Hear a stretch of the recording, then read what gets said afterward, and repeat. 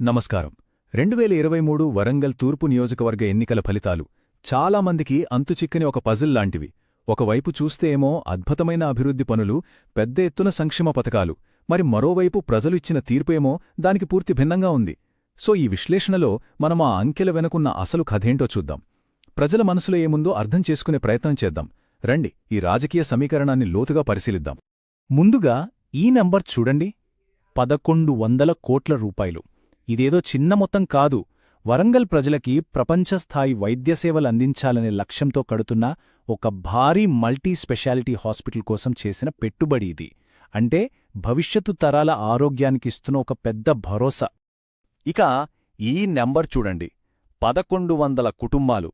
వీళ్లంతా దళిత బంధు పథకం ద్వారా నేరుగా లబ్ధి పొందినవాళ్లు. అంటే ప్రతి కుటుంబం ఆర్థికంగా నిలదొక్కుకోవడానికి ప్రభుత్వం అందించిన ఒక పెద్ద అండ. అభివృద్ధి ఫలాలు కింది స్థాయి వరకు చేరాలనే ప్రయత్నానికి ఇదొక ఉదాహరణ. మరి ఇక్కడే అసలైన ప్రశ్న వస్తుంది. ఇంత పెద్ద ఎత్తున అభివృద్ధి జరుగుతున్నప్పుడు, ఇంతమందికి సంక్షేమ ఫలాలు అందుతున్నప్పుడు ప్రజలు ఎందుకు దాదాపు 25,000 ఓట్ల తేడాతో ఓటమిని ఇచ్చారు? ఈ ప్రశ్నకు సమాధానం కనుకోవడమే మన ఈ విశ్లేషణ యొక్క ముఖ్య ఉద్దేశం. దీని వెనక ఉన్న కారణాలను మనమిప్పుడు నిశ్చితంగా చూద్దాం. సరే, ముందుగా కథని అంకెల రూపంలో చూద్దాం. ఒక్కొక్కసారి ఈ నంబర్స్ వందల కొద్దీ రాజకీయ ప్రసంగాల కన్నా ఎక్కువ వాస్తవాలు చెప్తాయి. ఓట్షేర్లో వచ్చిన ఈ మార్పుని ఒక రాజకీయ భూకంపమనే చెప్పాలి. ఇప్పుడు ఆ అంకెల్ని కొంచెం లోతుగా చూద్దాం. 2018 ఎన్నికల ఫలితాలను మనం ఒకసారి గుర్తు చేసుకుంటే, అప్పటి టీఆర్ఎస్ పార్టీకి ఏకంగా 54% దగ్గరగా ఓట్లు వచ్చాయి. కాంగ్రెస్ పార్టీకి 35% ఓట్లు మాత్రమే వచ్చాయి. అంటే సుమారుగా 28,000 ఓట్ల భారీ మెజారిటీ. అది చాలా పటిష్టమైన గెలుపు. 5 ఏళ్లు గడిచాయి. ఇప్పుడు 2023 ఫలితాలు చూడండి. సీన్ మొత్తం రివర్స్ అయిపోయింది. బీఆర్ఎస్ ఓట్ల వాటా 54% నుంచి సగానికన్నా తక్కువ, అంటే కేవలం 25%కి పడిపోయింది. ఇది మామూలు విషయం కాదు. దాదాపు 29 పాయింట్ల పతనమిది. అదే సమయంలో కాంగ్రెస్ కొంచెం పెరిగితే బీజేపీ ఏకంగా 30%కి పైగా ఓట్లతో రెండో స్థానానికి రావడం రాజకీయ సమీకరణాలనే మార్చేసింది. ఇంత భారీ పతనానికి కారణం ఏంటి? ఇది కేవలం పోలింగ్ రోజు ఓటర్లు మనస్సు మార్చుకోవడం వల్ల జరిగింది కాదు. దీని వెనుక చాలా లోతైన కారణాలు ఉన్నాయి. కొన్ని వ్యవస్థాగత వైఫల్యాలున్నాయి. వాటిని మనం ఇప్పుడు విశ్లేషిద్దాం. ఈ ఓటమికి ప్రధానంగా 4 కారణాలు కనిపిస్తున్నాయి.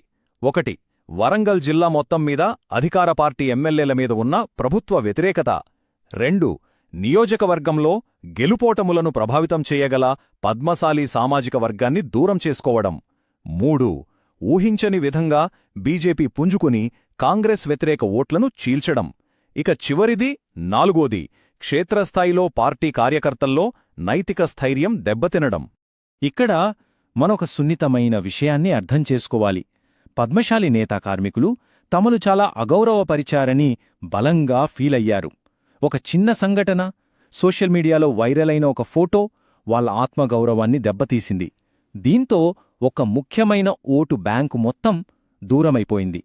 ఇది కేవలం ఓట్ల లెక్క కాదు, గౌరవానికి సంబంధించిన విషయం. ఇక్కడే మన అందరం ఒక ముఖ్యమైన పాఠం నేర్చుకోవాలి. పరిపాలన అంటే కేవలం రోడ్లు వేయడం, పథకాలు ఇవ్వటమే కాదు, ప్రతి ఒక్క పౌరుడి ఆత్మగౌరవాన్ని కాపాడటం కూడా. ప్రజాప్రతినిధులుగా ఉన్నప్పుడు మాట్లాడే ప్రతి మాటకి, చేసే ప్రతి పనికి చాలా పెద్ద బాధ్యత ఉంటుంది. ఇప్పటిదాకా మనం పైపైన విశ్లేషణ చేశాం. సరే, ఇప్పుడు కాస్త గ్రౌండ్ లెవెల్కి వెళ్దాం. ఈ పెద్ద పెద్ద ప్రాజెక్టుల గురించి పక్కన పెడితే సామాన్య ఓటరు దేని గురించి మాట్లాడుకున్నాడు? వాళ్ల అసలైన సమస్యలు ఏంటి? వాళ్ల గొంతులో వినిపించిన ఆవేదనేంటో చూద్దాం. ఓటర్లని ఎక్కువగా ఇబ్బంది పెట్టినవి ఇవే. ముఖ్యంగా పట్టణాల్లో సరిగ్గా లేని డ్రైనేజ్ వ్యవస్థ, చిన్న వర్షానికే రోడ్లమీద నిలిచిపోయే నీళ్లు, మధ్యలోనే ఆగిపోయిన పనులు, ఆ తర్వాత యువతలో నిరుద్యోగం, పెరుగుతున్న నిత్యావసరాల ధరలు, దీనికి తోడు పెన్షన్లు, స్కాలర్షిప్లు సరైన సమయానికి రాకపోవడం, ఇక గోపాల్పేట్ కాలువ లాంటి స్థానిక హామీలు నెరవేరకపోవడం ప్రజల్లో తీవ్రమైన నిరాశను మిగిల్చింది. సరే, ఇప్పటివరకు సమస్యల గురించి మాట్లాడుకున్నాం. ఇప్పుడు పరిష్కారాల వైపు చూద్దాం. ప్రజలతో తెగిపోయిన ఆ బంధాన్ని మళ్లీ ఎలా కలపాలి? వాళ్ల నమ్మకాన్ని తిరిగిలా గెలుచుకోవాలి. దీనికి ఒక స్పష్టమైన ప్రణాళిక కావాలి. ప్రజల నమ్మకాన్ని తిరిగి సంపాదించడానికి ఇక్కడ ఒక 3-పాయింట్ ప్లాన్ ఉంది. మొదటిది, ఆ 1100 కోట్ల సూపర్ స్పెషాలిటీ హాస్పిటల్ నిర్మాణాన్ని వెంటనే వేగవంతం చెయ్యాలి. రెండవది, పట్టణ మౌలిక సదుపాయాల కోసం ప్రత్యేకంగా హన్మకొండ హరిత పథకం లాంటి ఒక సమగ్ర కార్యక్రమాన్ని మొదలుపెట్టాలి. మూడవది, మనసు నొచ్చుకున్న నేత కార్మికుల కోసం పద్మశాలి ఉద్యోగ యోజన లాంటి ఒక పథకాన్ని ప్రకటించి వాళ్లకి భరోసా ఇవ్వాలి.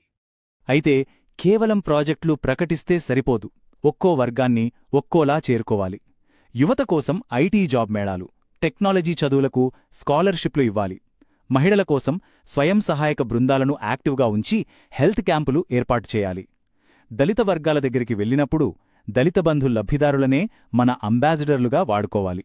మైనారిటీల కోసం స్థానిక నాయకులతో మాట్లాడుతూ పథకాల గురించి వివరించాలి.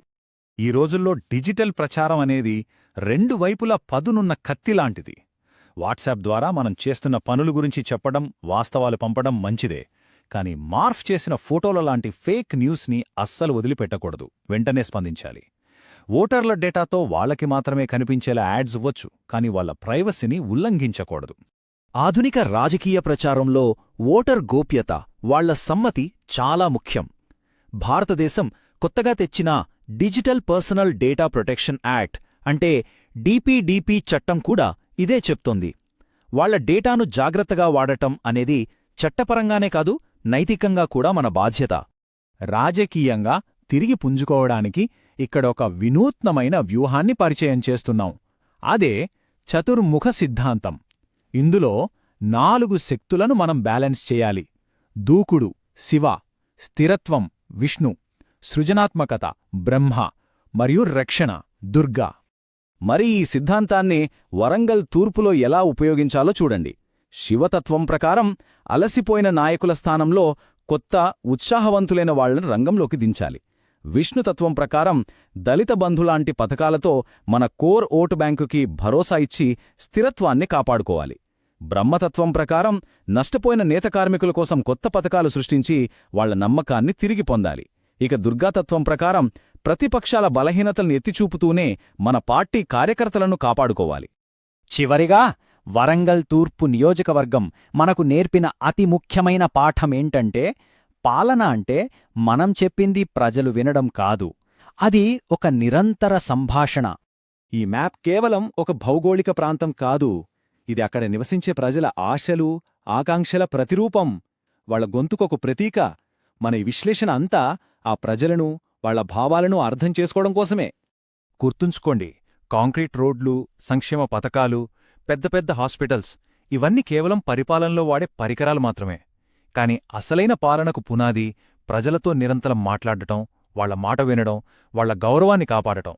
ఇది లేనప్పుడు ఎన్ని పనులు చేసినా ప్రయోజనం తక్కువే. ముగించే ముందు ఒక ప్రశ్నతో మిమ్మల్ని వదిలి వెళ్తున్నాను. అసలు రాజకీయాల అంతిమ లక్ష్యమేంటి? కేవలం ఎన్నికల్లో గెలవడమా, లేక ప్రజల మధ్య ఎంతో బలమైన నమ్మకాన్ని నిర్మించడమా? గెలుపు అనేది దాని సహజ ఫలితంగా మారేలా? దీని గురించి ఆలోచించండి.